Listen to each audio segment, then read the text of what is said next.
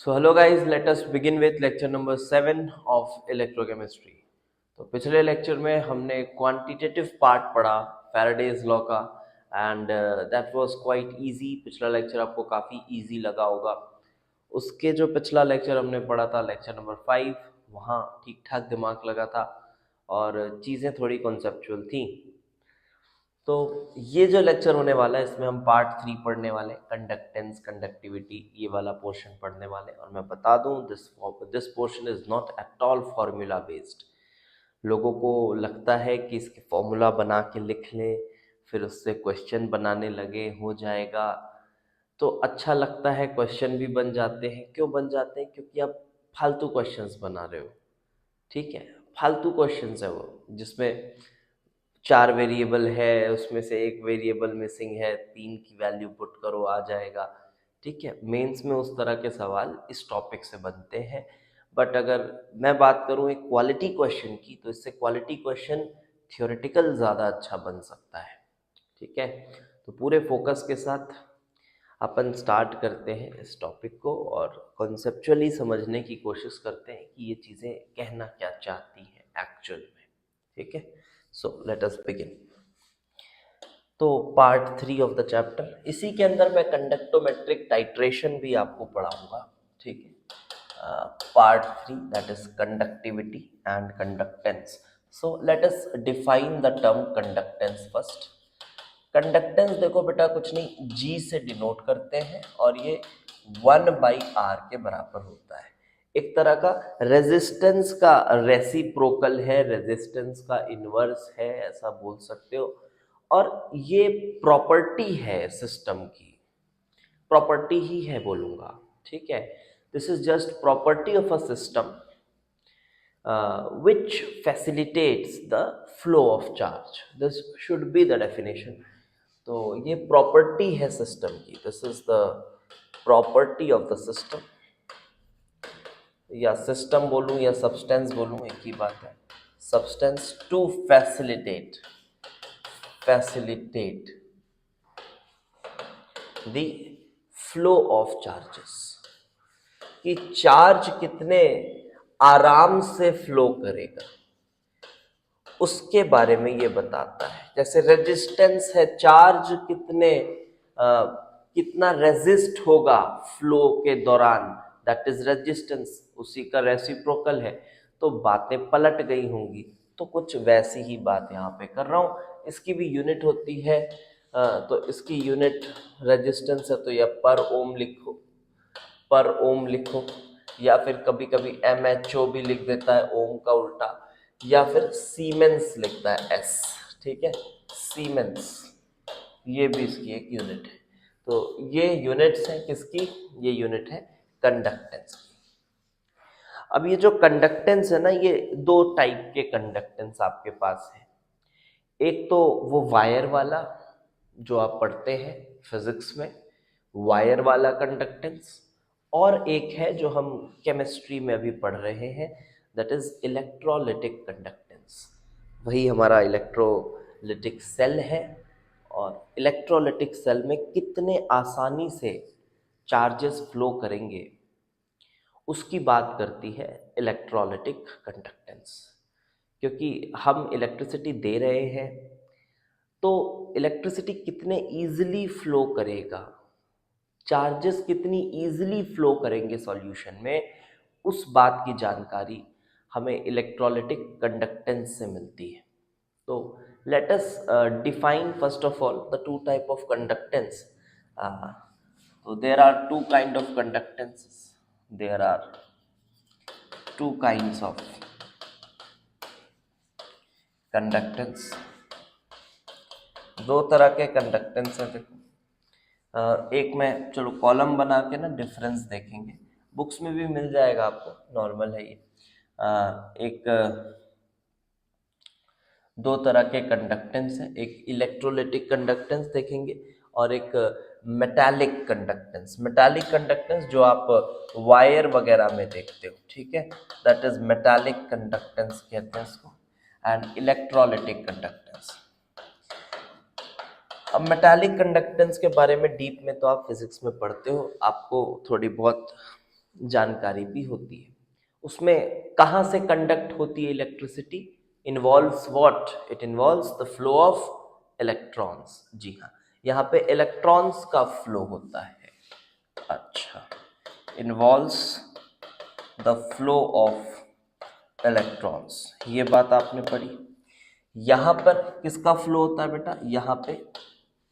यहाँ पर जो इलेक्ट्रोलाइटिक मतलब उस सेल के अंदर की बात हो रही है, वहां कोई इलेक्ट्रॉन फ्लो तो नहीं हो रहा है, वहां कौन फ्लो हो रहा है? आयंस फ्लो हो रहे हैं। ठीक है, तो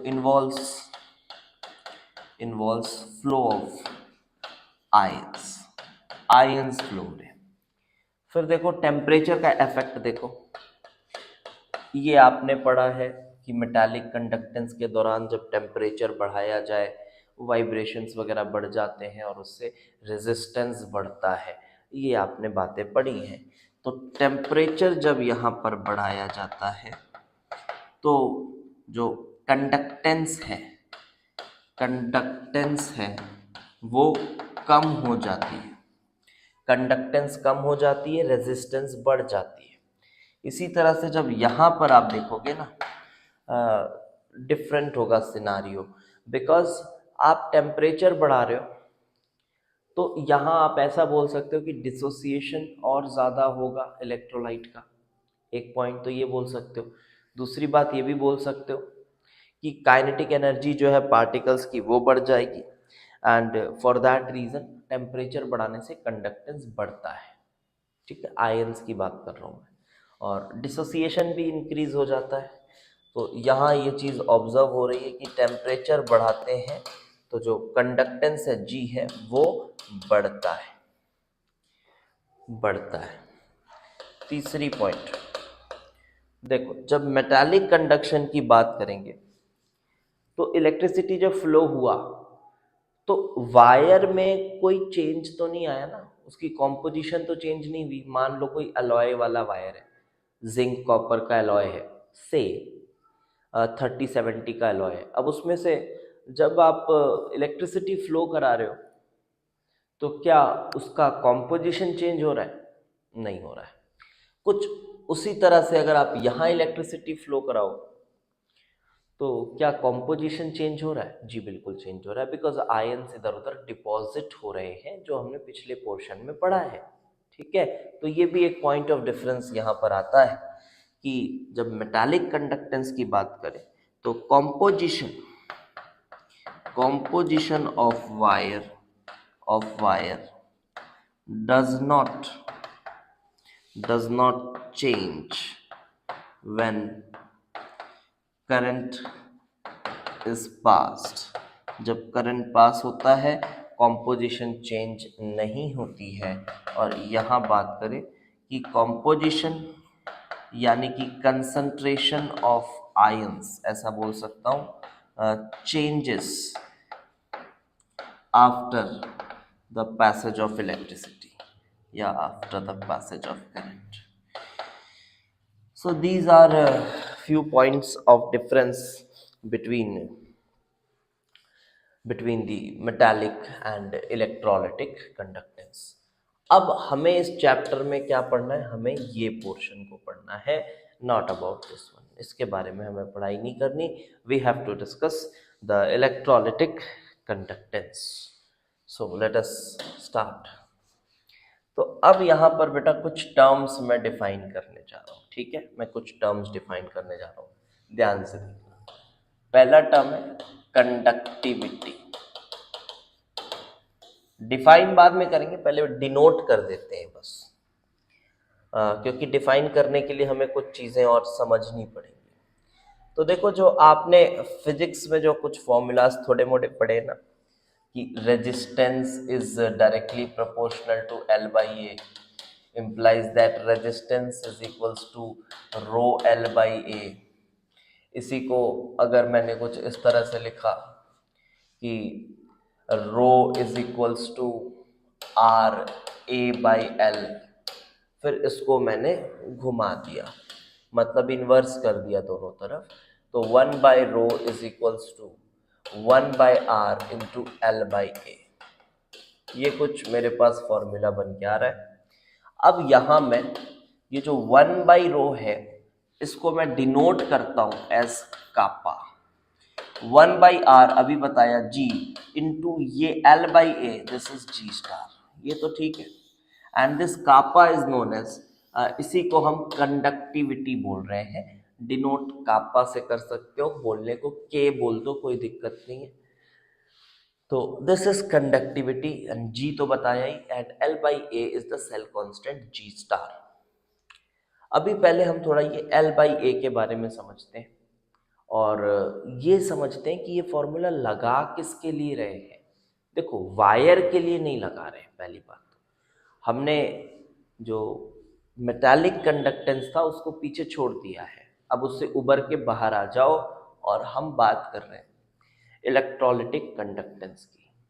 बट प्रॉपर्टीज थोड़ी बहुत सेम रहती हैं, वो भी आगे चल के देखेंगे। सो अब आपको यहां पर ये L/A का मतलब समझना होगा। ये L क्या है, A क्या है। तो देखो, ये जितने भी फॉर्मूलाज, अभी और भी हम फॉर्मूलाज कुछ हैं जो आगे पढ़ेंगे। So these formulas are applicable, these formulas we are applying by applying on a electrolytic cell, like कैसा सेल है, सेल भी स्पेशल है थोड़ा। देखो, ऐसा सेल होना चाहिए। ये तुम्हारे पास suppose this is your metal plate and again this is your metal plate. ये तुम्हारे इलेक्ट्रोड्स हैं और तुम्हें सेल को कुछ इस तरह से इमेजिन करना है। हर समय ये सेल को इसी तरह से इमेजिन करना है। ये डेफिनेशंस बनाई जो गई हैं वो इसी तरह के सेल को दिमाग में रखते हुए बनाई गई है। इसी तरह के सेल को दिमाग में रखते हुए बनाई गई है कि ये तुम्हारे इलेक्ट्रोड है और अंदर जो इलेक्ट्रोलिटिक सॉल्यूशन है, जो अंदर इलेक्ट्रोलिटिक सॉल्यूशन है वो पूरा इसमें भरा हुआ है, अप टू द ब्रिम भरा हुआ सॉल्यूशन है। और इसके लिए ही हमारे ये जो फॉर्मूलाज हैं वो हमने बनाए हैं for such kind of electrolytic cell. तो जब भी मैं ये फॉर्मूलाज लिखूं, जब भी इसे हमें समझना है, तो जब भी समझना है, you have to imagine this cell. इस सेल को आप इमेजिन करें। अब यहां पर बेटा देखो, ये जो है तुम्हारी ये distance between the two plates, that is L, and this area of cross section of the metal plate is actually A। तो ये तुम्हारा हुआ L/A और for a given cell it is constant, that is cell constant। क्योंकि आप कुछ भी electricity pass कर लो, कुछ भी कर लो, these things will never change जब तक आप कोई सेल ही चेंज ना कर दो। ठीक है, तो ऐसे सेल को इमेजिन करना है जब भी मैं फॉर्मूलाज लिख रहा हूं। तो ये बात आप ध्यान से समझिएगा, हम हर बार इसी तरह से सेल को यूज करेंगे। ठीक है, अब देखते हैं कि टेम्परेचर चेंज करने से इसमें से क्या क्या चेंज होता है। जैसे आप मेटालिक वायर में पढ़ते हो, फिर कंसंट्रेशन चेंज करने से क्या चेंज होगा, ये सब चीज़ों को देखते हैं, अच्छे से समझते हैं। बहुत ही जरूरी चीज़ अब मैं आपको बताने जा रहा हूँ। तो देखो, मान लो जब आप बात करते हो रेजिस्टिविटी ऑफ वायर की, सोचो, उसको सोचो। तो रेजिस्टिविटी ऑफ वायर की जब आप बात करते हो तो वो कब चेंज होता है? क्या L और A को चेंज करने से वो चेंज होता है? नहीं सर, नहीं होता। L और A को चेंज करने से वायर की रेजिस्टिविटी चेंज नहीं होती। ठीक उसी तरह आप अगर L और A चेंज करोगे, ये प्रॉपर्टी है सिस्टम की, ठीक है, इसके पीछे Y नहीं आएगा। ये वही रेजिस्टिविटी ऑफ वायर से जैसे समझते हो वैसे रिलेट करके समझ पाओगे। तो L/A या L और A को चेंज करने से रेजिस्टिविटी चेंज मेटालिक कंडक्टिविटी में, कंडक्शन में नहीं हो रहा था, यहां भी नहीं होता। अगर रेजिस्टिविटी चेंज नहीं होती तो क्या कंडक्टिविटी चेंज होगी? तो क्या कंडक्टिविटी चेंज होगी? आंसर है नहीं। ठीक है, आंसर है नहीं। तो पहली चीज मैं आपको यहां बताऊं कि on changing L and A, L और ए चेंज करने से conductivity does not changes.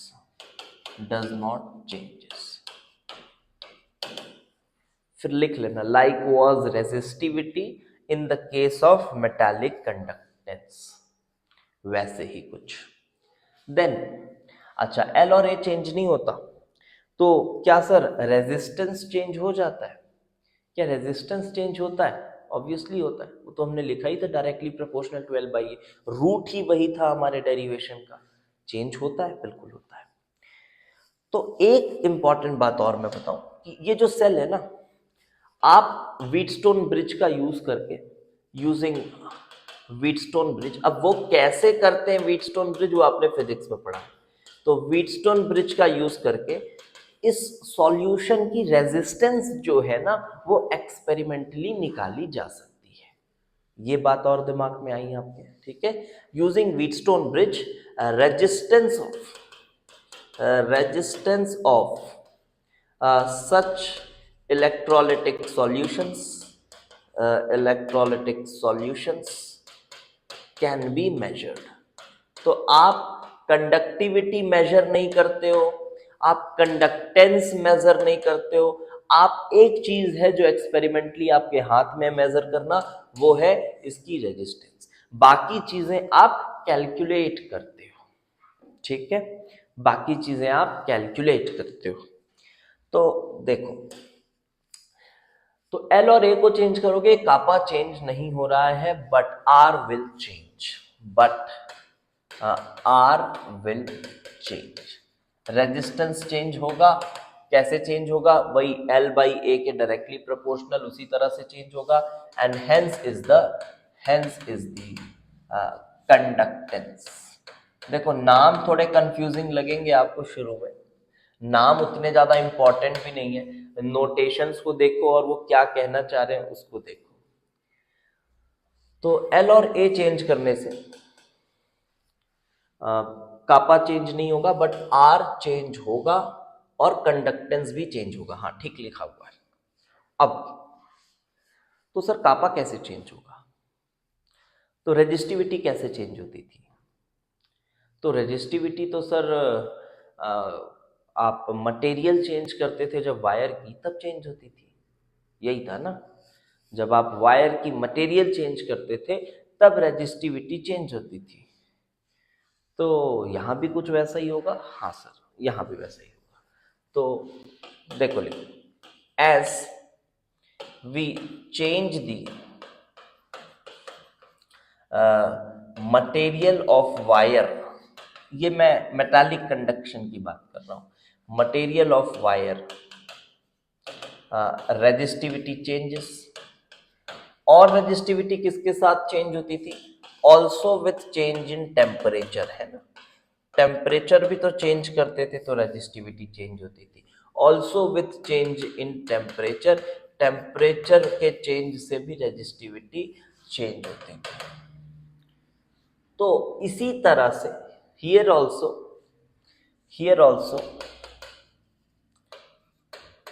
kappa changes with change in material of wire। अब ये एक इंटरेस्टिंग पॉइंट है, यहां मटेरियल कैसे बदलेगा? अच्छा सर, NaBr की जगह आप KCl ले आओ तो लो मटेरियल बदल गया, INC बदल दो। ठीक है, मान लिया मैंने ये आपकी बात कि आपने INC बदल दिया तो ठीक है मटेरियल बदल गया, ये मैं मान लिया। ठीक है, ये बात भी सही है, आपने आयंस बदल दिया, मटेरियल ही बदल गया, तो फिर कंडक्टिविटी चेंज हो जाएगी। अच्छा, एक और बात मैं ऐड करना चाहता हूँ, क्या कंसंट्रेशन चेंज करने से कंडक्टिविटी चेंज होगी? ये सबसे इंपॉर्टेंट पॉइंट है। क्या कंसंट्रेशन चेंज करने से कंडक्टिविटी चेंज होगी? क्या कंडक्टिविटी चेंज होगी विथ चेंज इन कंसंट्रेशन? तो आप बोलोगे कि नहीं सर, अपन ने कंसंट्रेशन चेंज किया तो कोई मटेरियल का नेचर या फिर मटेरियल को चेंज थोड़ी ना किया। मटेरियल तो तभी चेंज होता है जब आप उसको चेंज कर दो। जैसे NaCl है तो उसको फिर KBr डाल दो तो मटेरियल चेंज हो गया, लेकिन ऐसा नहीं है। आप फिर से, मैं बहुत अच्छे से इसको समझाता हूँ। आप वायर के अलॉय का एग्जाम्पल लो। आप सपोज करो जिंक कॉपर का आपके पास वायर है, आपने 3070 अलॉय का एक वायर आपने बनाया हुआ है। इमेजिन कर लो, ऐसा बनता है या नहीं बनता है उसकी बात नहीं कर रहा। 3070 अलॉय का एक आपने जिंक कॉपर का कोई वायर बनाया, उसकी आपने रेजिस्टिविटी चेक की, देख लिया आपने रेजिस्टिविटी। अब आप खुद ही अंदाजा लगाओ इस बात की कि अगर आप उसी अलॉय का कॉम्पोजिशन चेंज कर दो, आप 50-50 कर दो, तो क्या उसका मटेरियल का नेचर नहीं चेंज हो गया? हो गया। तो जब मैं यहां बात करता हूं तो फिर क्यों ऐसा लगता है? ये देखा है मैंने, ऑफलाइन क्लासेस में भी देखा है बच्चों को कंसंट्रेशन को इस तरह से फीडेड रखते हैं दिमाग में कि नहीं, कंसंट्रेशन चेंज होने से थोड़ी ना नेचर ऑफ मटेरियल चेंज होगा। होगा बेटा, होगा। इसी तरह से अगर आप कंसंट्रेशन को चेंज करते हो ना, तो मटेरियल का नेचर चेंज हो जाता है। आप इस तरह से सोचो, ज़्यादा अच्छे से मज़ा आएगा आपको कि ये वायर ही है और इसके अंदर ये जो पड़ा हुआ है ना सॉल्यूशन, ये इसका मटेरियल है। अब आप इसके कंसंट्रेशन को चेंज करते हो तो अलॉय जैसा रिलेट करो तो समझ में आएगा। और अगर आप इसके आयंस को ही बदल देते हो तब फिर कॉपर वायर था तो आपने जिंक वायर लगा दिया, वो इस तरह की बात हो गई। ठीक है, तो अच्छे से समझ आ रहा होगा आपको। तो here also kappa changes with change in concentration of solution. Solution के कंसंट्रेशन को चेंज करेंगे, कापा चेंज होगा। और एक ऑब्जर्व्ड फैक्ट है, ये एक ऑब्जर्व्ड फैक्ट है, इसके पीछे दिमाग नहीं लगाना है या फिर कोई अभी ये सब नहीं करना है कि अच्छा वो तेज चलने लगेगा, धीरे चलने लगेगा, ये सब नहीं। ऑब्जर्व्ड फैक्ट है कि कंसंट्रेशन को बढ़ाने पर कापा बढ़ता है, obviously for the same electrolyte. अब आप इलेक्ट्रोलाइट बदल दोगे तब तो कहानी ही पलट गई। फॉर सेम इलेक्ट्रोलाइट, उसी इलेक्ट्रोलाइट के लिए आप ये बात कर सकते हैं। ठीक है, बहुत ही इंपॉर्टेंट पॉइंट आपको ये मैंने बताया। और रेजिस्टेंस कंसंट्रेशन के साथ चेंज होगा क्या? हाँ, वो तो फॉर्मूला के हिसाब से चेंज होगा ही यार। जैसे R is equal to rho L by A होता है, तो आपने कंसंट्रेशन चेंज किया, आपने कंसंट्रेशन चेंज किया तो आपका ये जो कंडक्टिविटी है ये चेंज हो गया। अब ये चेंज हो गया, अब आपने L बाई ए को चेंज नहीं किया है तो रेजिस्टेंस चेंज हो जाएगा, है ना? आपकी रेजिस्टेंस चेंज हो जाएगी। इसी तरह से कंडक्टेंस वाली बात है। हाँ, अब आप ऐसा कर रहे हो कि आप L और A को भी चेंज कर रहे हो, इसको भी कंसंट्रेशन भी चेंज कर रहे हो, तो कुछ इस तरह से कर रहे हो कि ये दोनों एक दूसरे के इफेक्ट को कैंसिल कर दे रहे हैं, उसके बाद जो R है वो चेंज नहीं हो रहा है। तो आप बोलोगे सर ये स्टेटमेंट गलत हो गया। ऐसा नहीं है, ठीक है। तो कंसंट्रेशन चेंज होने के साथ G also changes, G also changes. और G क्या होगा, बढ़ेगा या घटेगा? सिंस कापा बढ़ रहा है, आप यहीं से देख लीजिए फॉर्मूला क्या था, kappa is equal to G into G star. And for a fixed cell G star, if kappa is increasing, since this is fixed, G should also increase। तो कंसंट्रेशन चेंज करने से G also changes। तो यहां पर मैं ऐसा बोल सकता हूं कि कंसंट्रेशन अगर मैं बढ़ाता हूं तो इससे कंडक्टेंस भी बढ़ती है। ये बहुत ही इंपॉर्टेंट स्लाइड है, इसको आप दिमाग में अच्छे से बैठा लें। बहुत सारे कॉन्सेप्चुअल क्वेश्चंस इससे बन सकते हैं और बहुत ही ढंग से मैंने आपको ये चीज़ समझा दी है। ठीक है, अब आगे बढ़ते हैं एक नए टर्म की तरफ, और इस टर्म को आज अच्छे से समझने की कोशिश करते हैं। देखो, वो टर्म है जिसको मोलर कंडक्टिविटी कहा जाता है बुक्स में। Molar conductivity, molar conductivity.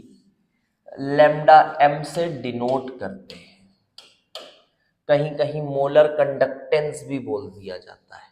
फिर इसीलिए मैं बोल रहा हूँ नाम उतना महत्व नहीं रखता, आपको पहचानना है, यूनिट से पहचान सकते हो, नोटेशन से पहचान सकते हो, मेन तो अब आने वाला जो कॉन्सेप्ट है वो है। तो पहली बात यही करते हैं, इस टर्म की जरूरत क्या पड़ी, इस टर्म की जरूरत क्या पड़ी, what is the need of this term. तो पहले तो इसकी नीड समझते हैं, need of this lambda M, इसकी जरूरत क्या पड़ी। बहुत ही इंटरेस्टिंग टर्म है ये और बहुत ही इंपॉर्टेंट है। अब आप एक सिनारियो इमेजिन करो कि आपके पास दो सेल्स हैं, ये एक सेल है और आपके पास एक और इलेक्ट्रोलाइटिक सेल है, ठीक है। दोनों अलग अलग टाइप के सेल हैं, बिल्कुल अलग अलग है। आपका एल ए यहाँ पर कुछ और है, यहाँ पर एल बाई ए कुछ और है, आपका इलेक्ट्रोलाइट यहाँ पर कुछ और है, इधर इलेक्ट्रोलाइट आपका कुछ और है। अलग अलग से सेल है, कोई भी दो रैंडम सेल्स है। और जब मैंने कंपेयर करना है इनकी कंडक्टिंग पावर, मुझे क्या कंपेयर करना है, सपोज इसकी कंडक्टिंग पावर, मुझे ये पता करना है भाई कौन ज्यादा अच्छा कंडक्टिंग है, कंडक्टिंग पावर किसकी ज्यादा है। तो आप क्या करोगे, आप इसकी रेजिस्टेंस निकालोगे, आप इसकी रेजिस्टेंस निकालोगे, फिर उसके रेजिस्टेंस कैसे निकालोगे, एक्सपेरिमेंट से। आपने व्हीटस्टोन ब्रिज लाया, मेजर किया, इसकी रेजिस्टेंस बोली इतनी है, और फिर आप जी कैलकुलेट कर लोगे 1/r और आप एक रिपोर्ट कर दोगे, भाई देखो जी की ये वैल्यू है, आप एक जी की वैल्यू रिपोर्ट कर दोगे। वैसे ही आप यहाँ पर क्या करोगे, यहाँ पर भी वही करोगे, जी की एक वैल्यू आपने रिपोर्ट कर दी। अब क्या आप ऐसा बोल सकते हो, क्या आप ऐसा बोल सकते हो कि ये जी अगर बड़ा है तो ये सेल ज्यादा अच्छा कंडक्टिंग है, ऐसा बोल सकते हो क्या? या ये जी छोटा है तो ये पुअर सेल है, ऐसा बोलना सही होगा? तो मुझे नहीं लगता सही होगा। क्यों? क्योंकि आपके पास जो दोनों सेल हैं वो दोनों अलग अलग ग्राउंड्स पर हैं, है ना। जैसे मैं क्रिकेट की बात करूं तो अगर पर्थ की विकेट में कोई 40 रन बनाता है और कानपुर की विकेट में कोई 100 रन बनाता है, तो मेरे हिसाब से तो वो पर्थ की विकेट वाला जो बंदा है उसने ज्यादा बेहतर बैटिंग की है ना, क्योंकि कंडीशंस दोनों के लिए सिमिलर नहीं है। कानपुर में तो कोई भी 100 बना लेगा, सीधा विकेट है वहां पे, ठीक है। तो कुछ वैसी ही बात यहाँ पर हो रही है कि हमें नहीं पता कि इसका एल बाई ए क्या है, इसका कंसंट्रेशन क्या है, हमें नहीं पता। वैसे हमें यहाँ भी नहीं पता इसका एल बाई ए क्या है, कंसंट्रेशन क्या है। हम बस बता रहे हैं जी की वैल्यू, जी की वैल्यू तो एल बाई ए पर भी डिपेंड करती है, कंसंट्रेशन पे भी डिपेंड करती है, मान लो टेम्परेचर दोनों का सेम है। तो हमें कुछ ऐसा टर्म चाहिए, नीड समझा रहा हूं, नीड समझना, सीधे अंधों की तरह फॉर्मूला लिखना मत शुरू कर देना, है ना। वैसे नहीं होती है पढ़ाई, अंधों की तरह लैम्डा एम इसका 0.2000 बाई मोलैरिटी, हाँ हो गया बस। फिर उसी से कुछ कुछ डेफिनेशन बना दिए, उसको 1 कर दो तो वैसा हो जाएगा, वैसा हो जाएगा, है पागलों की तरह पढ़ाई, ऐसा नहीं करना। तो नीड यही है कि मुझे अगर कंडक्टिंग पावर दोनों की करनी है कैलकुलेट या फिर कंपेयर, तो मुझे एक स्टैंडर्ड टर्म चाहिए। यस, तो मुझे एक स्टैंडर्ड टर्म चाहिए जिसके थ्रू मैं कंपेयर कर पाऊंगा कि कौन ज्यादा कंडक्टिंग है। एक स्टैंडर्ड टर्म मुझे चाहिए। अच्छा सर, तो ठीक है सर, फिर तो करते हैं कुछ इसका इसका जुगाड़ करते हैं। चलो तो देखो इसका जुगाड़ किस तरह से किया जाता है वो समझ। चलो तो आपके पास मैं वही फॉर्मूलाज लिख रहा हूं, ठीक है, इसको समझने की कोशिश करना। जैसे लैम्डा एम, शुरू में क्या लिखा हमने, kappa is equals to G into G star, यही लिखा था, G into G star, and G star was simply L by A. अब यहां मैंने एल मल्टीप्लाई एल डिवाइड किया, यहाँ मैंने L मल्टीप्लाई L डिवाइड किया, कोई दिक्कत नहीं है, मैथमेटिकली कर रहा हूँ, फील नहीं करना इसको, पहली बात बता दूं, ठीक है, नहीं तो नहीं समझ आएगा। फील विल नहीं करना इसको कि अच्छा वहां ऐसा कर रहे हैं वैसा कर रहे हैं, कुछ नहीं, फील विल नहीं, बस मैथमेटिकली देखो क्या चीज आ रही है। जिस तरह से इंथैल्पी टर्म डिफाइन करते थे ना, U प्लस PV बोल देते थे, बस उसी तरह से यहाँ भी एक टर्म डिफाइन कर देंगे बस, फिर देखेंगे मैथमेटिकली उसका क्या सेंस निकल कर आ रहा है। तो थोड़ा सा समझिए, ये इसको इस तरह से लिखा, फिर यहाँ पर हो जाएगा ये G, फिर ये हो जाएगा L square by A into L is volume. तो अब इस वॉल्यूम को इधर अगर भेजता हूँ तो ये मुझे मिलेगा GL square is equal to kappa into V। अब मैंने क्या किया, N से दोनों तरफ डिवाइड कर दिया। सर क्यों कर दिए N से डिवाइड? अबे मेरा पर्पस सॉल्व हो रहा है उससे, देखना अभी आगे। ये जो मेरा पर्पस है ना, ये मेरा पर्पस है, मुझे इसे सॉल्व करना है और इसके लिए मैं किसी भी हद तक जा सकता हूं, ठीक है। हाँ, तो ये देखो, तो मैंने N से डिवाइड किया और N से डिवाइड किया और बस मैंने बोला हो गया मेरा पर्पस सॉल्व। चलो इसे कह देते हैं लैम्डा m। तो just say it lambda m, वो मोलर कंडक्टिविटी वगैरह वो सब नाम बाद में आएगा, लैम्डा m आप इसे बोल दीजिए, दिस इज लैम्डा m।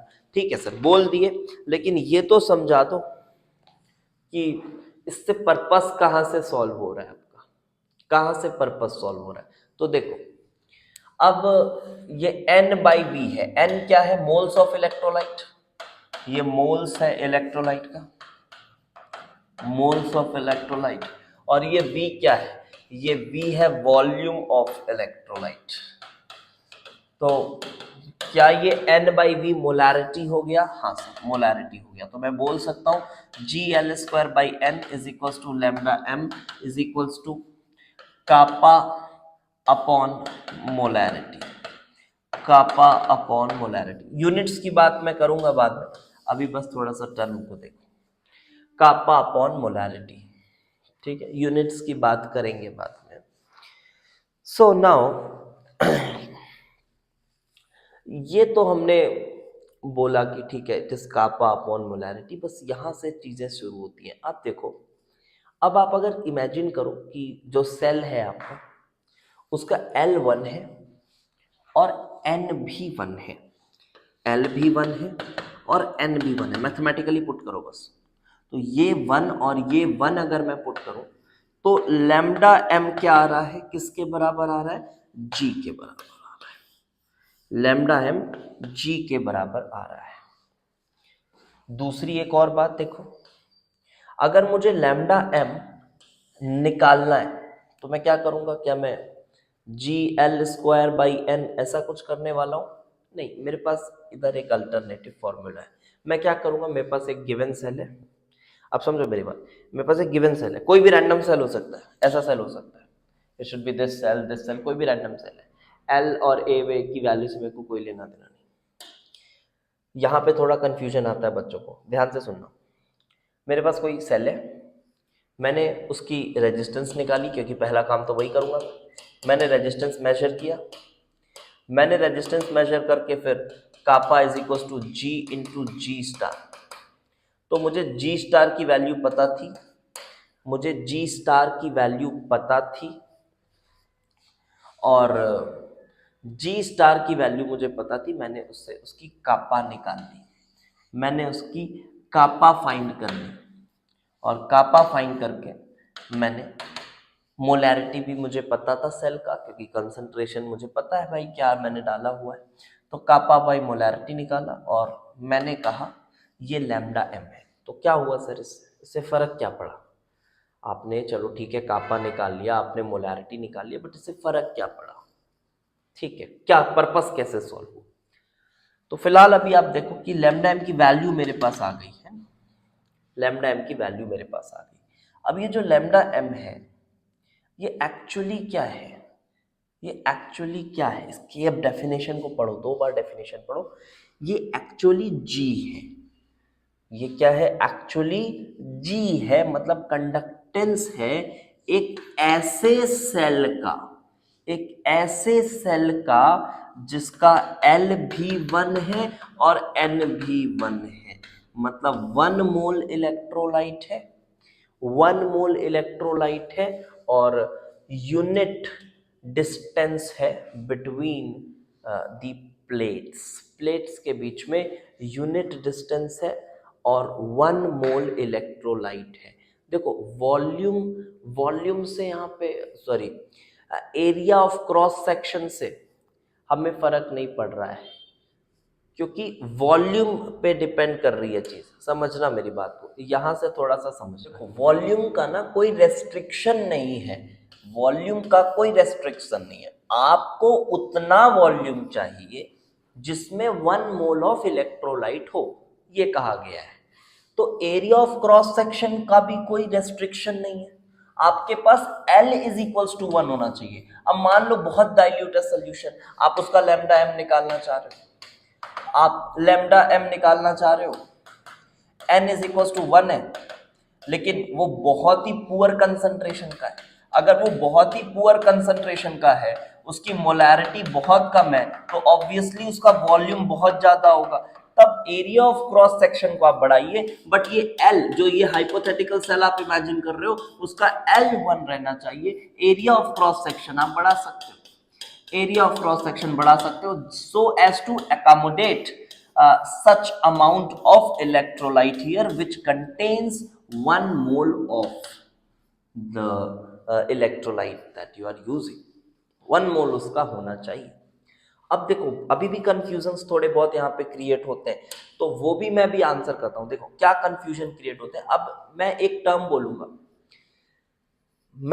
बोलूंगा कि एक स्टेटमेंट यहाँ पे मैं बोलता हूँ कि ये जो लैम्डा एम है ना, इसके बाद थोड़े कंफ्यूजन्स आते हैं। लैम्डा एम जो है वो इंडिपेंडेंट है, is independent on L and A values.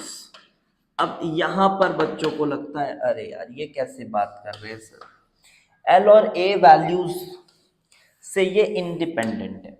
मतलब आपके पास एक गिवन सेल है, अब उसके बाद आप उसकी अगर L और A चेंज करते हो, आप L और A चेंज करते हो तो लैम्डा एम में कोई फर्क नहीं पड़ता। इंपॉर्टेंट स्टेटमेंट है, कॉन्सेप्चुअल स्टेटमेंट है, समझिए क्यों कोई फर्क नहीं पड़ता। अब आप बोलेंगे sir L by A change करूंगा तो चेंज तो हो जाएगा। अरे नहीं होगा बेटा change, L by A change अभी पीछे बताए ना, L बाई ए चेंज करोगे उससे G चेंज होता है, तो ये दोनों का चेंज कुछ इस तरह का रहेगा कि कापा में कोई चेंज ना आए। फिर आप बोलेंगे सर लैम्डा एम कापा अपॉन मोलैरिटी है, मान लिया चलिए कापा चेंज नहीं होगा, मान लिया सर चलिए कि कापा चेंज नहीं होगा L और A चेंज करने से, लेकिन sir lambda M G L square by N भी तो है, तो अगर मैं L चेंज कर दूंगा तो क्या सर लैम्डा एम चेंज नहीं हो जाएगा? नहीं होगा बेटा। क्यों होगा? फिर वही बात आएगी, L चेंज करोगे तो ये जो G बाई एन का जो रेशियो है ये अपने आप को इस तरह से मैनेज करेगा कि वो चेंज ना हो लैम्डा एम की वैल्यू।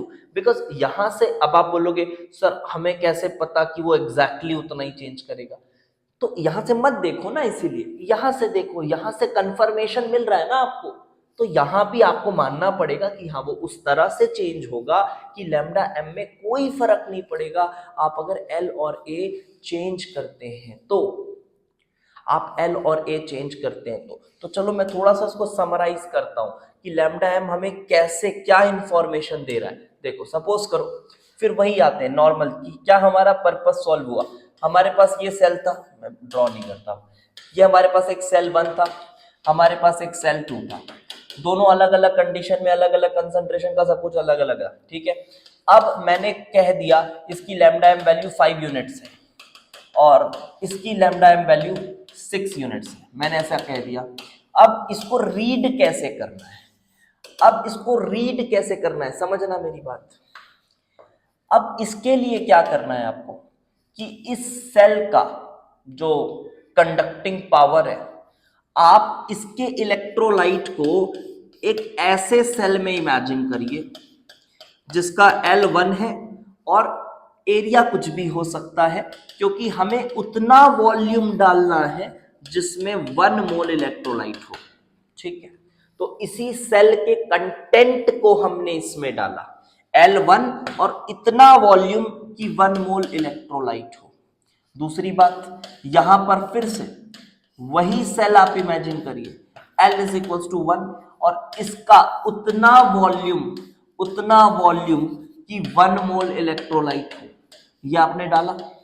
अभी आप ये कुछ ऐसा कर नहीं रहे हैं कि आप एक ऐसा सेल बना के कहीं कोई रखा हुआ है उसको ला के डाल रहे, नहीं, इसकी वैल्यू ही सफिशिएंट है ये बताने में, क्योंकि मैथमेटिकली देखो लैम्डा एम क्या है, लैम्डा एम क्या है, 2 बार बोलो, लैम्डा एम जी ही तो है, वो जी ही है एक ऐसे हाइपोथेटिकल सेल की जिसका L1 है और N1 है, L1 है और N1 है। इसीलिए देखो एरिया में रेस्ट्रिक्शन ही नहीं है, क्योंकि हो सकता है आपकी मोलैरिटी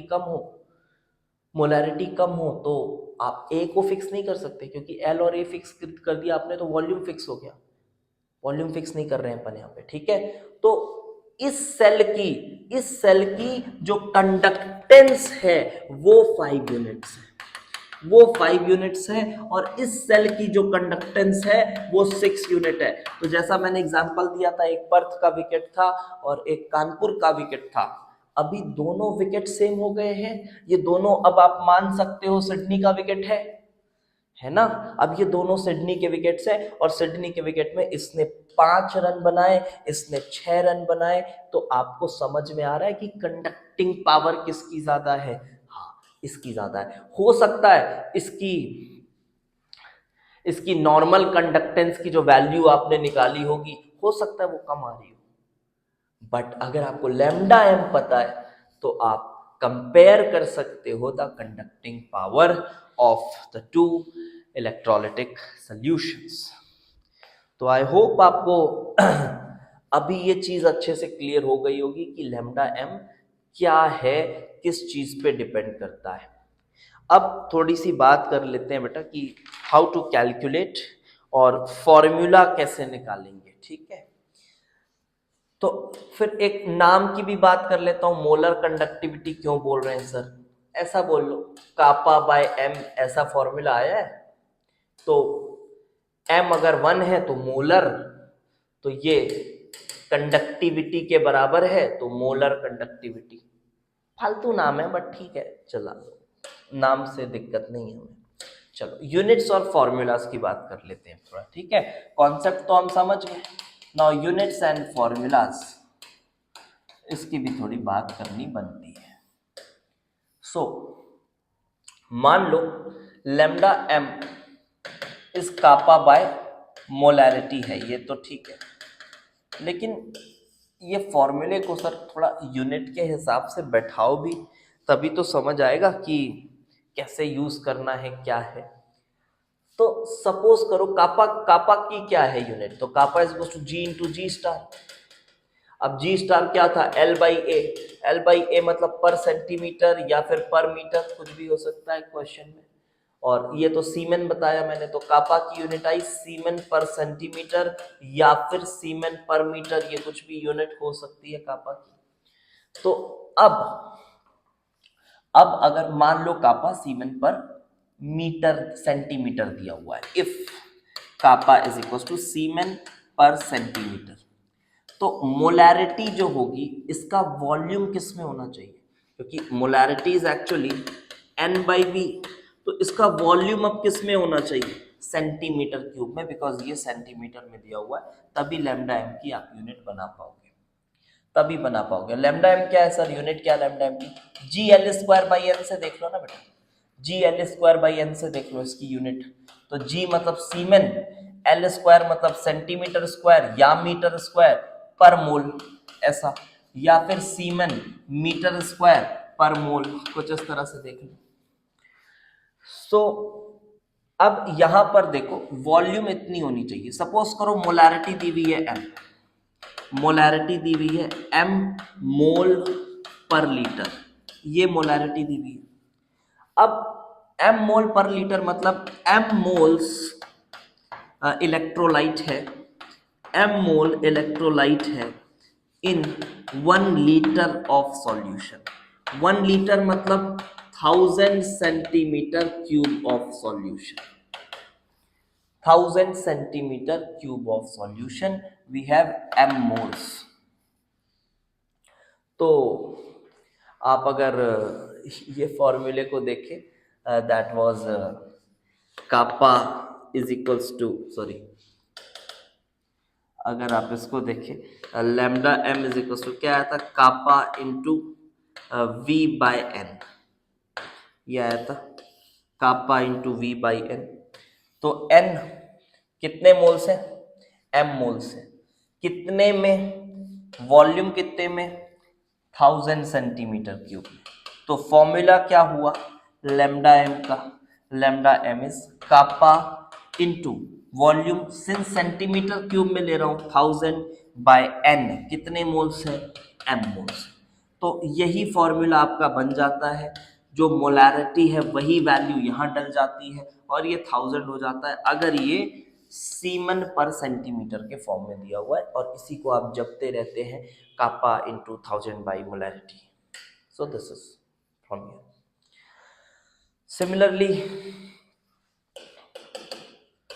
सिमिलरली अगर कापा दिया हुआ है बेटा सीमेन पर मीटर में दिया हुआ है, देन व्हाट, देन वही बात है, लैम्डा एम तो यही रहेगा kappa into, sorry, kappa into V by N. अब अगर मोलैरिटी जो है वो दी हुई है एम मोल पर लीटर, देखो मोलैरिटी तो इसी में देगी मोल पर लीटर, उसका स्टैंडर्ड सेट है, इसका मतलब m मोल्स आपके पास है इन 1 लीटर और m मोल्स आपके पास है। अब वॉल्यूम को आपको करना है किसमें, आपको करना है मीटर क्यूब में, तो इन 1/1000 मीटर क्यूब यही होता है। सो बस हो गया काम। So lambda m is equal to kappa into volume की जगह 1/1000 और n जो है वो तो m मोल्स ही है। तो यस, ये फॉर्मूला आपका बनेगा जब ये सीमन पर मीटर के फॉर्म में होगा, और ये फॉर्मूला आपका बनेगा जब वो सीमन पर सेंटीमीटर के फॉर्म में दिया होगा। तो आई होप कि हमें ये बात समझ में आ गई होगी कि how lambda M varies with L and A. तो हमने देखा इंडिपेंडेंट है, कंसंट्रेशन के साथ कैसे वेरी करता है उसको अभी समझेंगे। एक सवाल आ रहा होगा आपके मन में, सर कंसंट्रेशन के बारे में आपने नहीं बताया। बस अगला टॉपिक वही है हमारा, ठीक है। तो थोड़ा इंट्रोड्यूस करते हैं, और हर बार मैं देखना यूज इसी चीज को करूंगा, जब मुझे फील करवाना है ना आपको तो मैं इसी को यूज करूंगा हर बार, और आपको मस्त फीलिंग आएगी कि हाँ यार समझ में आया है, मस्त फीलिंग आएगी, देखना गारंटी है। तो चलो थोड़ा सा इंट्रोड्यूस करते हैं यार अगले टॉपिक को, अगले टॉपिक को थोड़ा सा इंट्रोड्यूस करते हैं। क्या है वो टॉपिक, जी हाँ, variation of, the topic is variation of lambda M with concentration. Concentration के साथ कैसे वेरी करता है। तो बहुत मजेदार है ये टॉपिक, वेरी इंटरेस्टिंग, ठीक है। जितना इंटरेस्टिंग अभी वाला टॉपिक था ना, ये इससे भी ज्यादा इंटरेस्टिंग है, क्योंकि अब हम एप्लीकेशंस की तरफ बढ़ने जा रहे हैं। सो देखो बेटा, सबसे पहले ना फॉर्मूले से देखने की कोशिश करते हैं। अभी तक कुछ फील विल नहीं कराया हमने, अभी सिर्फ फॉर्मूले से देखने की कोशिश कर रहे हैं, ठीक है। तो फॉर्मूले से देखने की कोशिश करते हैं। Lambda M is equal to kappa into 1000 upon molarity, ठीक है सर, ये फॉर्मूला है। अगर मैं सीमन पर सेंटीमीटर में से मानूं तो ये मेरे पास फॉर्मूला है। ओके सर, अब मैं कंसंट्रेशन बढ़ा रहा हूं, सपोज करो सर मैं कंसंट्रेशन को बढ़ा रहा हूं, तो मोलैरिटी बढ़ा रहा हूं मैं, तो मोलैरिटी मैंने बढ़ाई, तो जब मोलैरिटी मैंने बढ़ाई है तो क्या मैं ऐसा बोल सकता हूं कि लैम्डा एम कम हो जाएगा, क्योंकि मोलैरिटी बढ़ी तो लैम्डा एम कम हो जाएगा। क्या ये बोलना सही है? कुछ लोग इसी तरह से पढ़ते हैं इसको, हाँ, क्योंकि इससे जो रिजल्ट है ना वो मैच कर जा रहा होता है, तो कुछ इसी तरह से सोच लेते हैं मोलैरिटी बढ़ गई तो लैम्डा एम बढ़ गया, सॉरी, मोलैरिटी बढ़ गई तो लैम्डा एम कम हो गया, क्योंकि ये इनवर्सली दिख रहा है। बट ऐसा थोड़ी ना होता है, ऐसा होगा क्या? नहीं, ये बेवकूफ़ी है कहना, बिकॉज मोलैरिटी बढ़ती है तो कापा, शायद मैंने अगर उल्टा बोल दिया हो तो समझ लेना, मैं बोलना ये चाह रहा हूँ कि मोलैरिटी बढ़ती है तो कुछ लोगों को ऐसा लगता है कि ये कम हो जाएगी, इनवर्सली प्रोपोर्शनल दिख रहा है, बट हम ये कंफर्मेशन के साथ नहीं बोल सकते। हो सकता है रिजल्ट मैच कर जाए, बट उसका एक्सप्लेनेशन ये नहीं हो सकता, बिकॉज सर जब मोलैरिटी बढ़ती है तो आपने पीछे अभी तो पढ़ाया कुछ देर पहले कि कापा भी बढ़ता है, तो मोलैरिटी बढ़ती है तो कापा भी बढ़ रहा है, तो कापा बढ़ रहा है तो फिर ये तो बढ़ना चाहिए।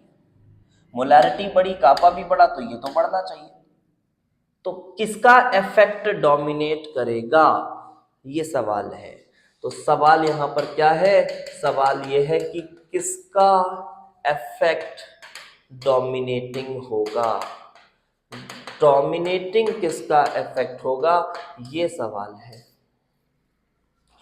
और इसका आंसर पता है क्या है, इसका आंसर है भाई देखो, इसको थ्योरेटिकली नहीं बता सकते, तो हमें यहाँ पर ज़रूरत है एक्सपेरिमेंट की।